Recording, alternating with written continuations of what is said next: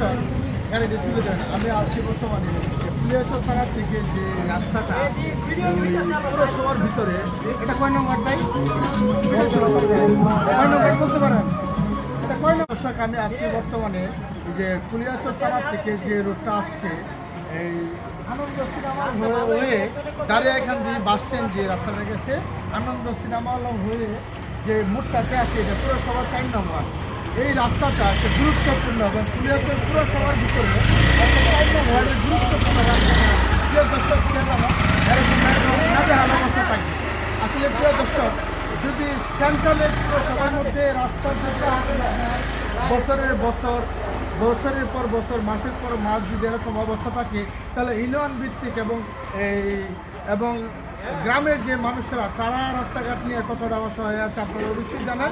আমার কথা হচ্ছে, জনসাধারণের কথা হচ্ছে পুরসভার মধ্যে যদি রাস্তারই অবস্থা থাকে এবং পুরসভার রাস্তা যদি এবং 4 নম্বর ওয়ার্ডের রাস্তার মধ্যে যদি এই অবস্থা থাকে, তাহলে প্রিয় দর্শক মানুষ তাহলে আর চলাচলের রাস্তাটা আর সুযোগটা পাবে কোথায়?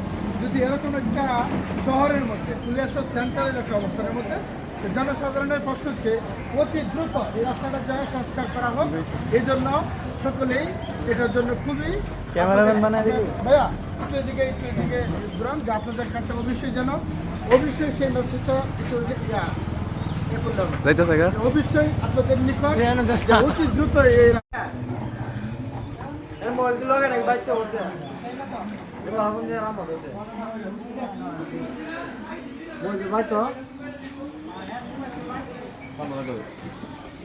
একটা মিনিট খারাপ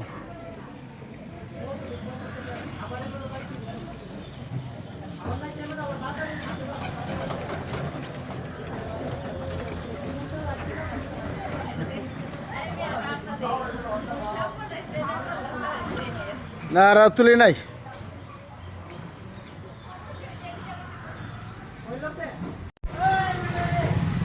প্রিয় দর্শক করতেছে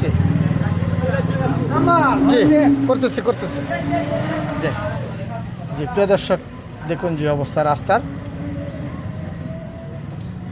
এবং খুবই এই পুরসভার যে একটা রাস্তা ব্যস্ততম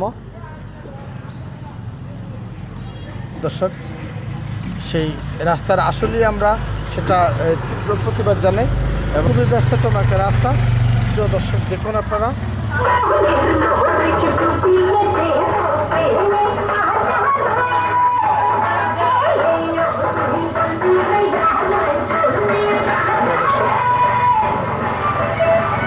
আমি আসলে প্রিয় দর্শক, ঠিক আছে যান অবশ্যই আমি এই 4 নং ওয়ার্ডের যে আসলে পুরসভার যে কর্তৃপক্ষ তাদের দৃষ্টি আকর্ষণ করছি, অবশ্যই যেন এই রাস্তাটা অতি দ্রুত সংস্কার করা হয়।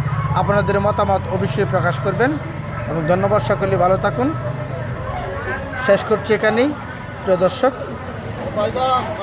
হ্যাঁ অবশ্যই প্রিয় দর্শক আপনারা সাথেই থাকবেন এবং আমি চেষ্টা করব যে দেখুন রাস্তা দিয়ে মানুষ কীভাবে পারাপার হচ্ছে প্রিয় দর্শক।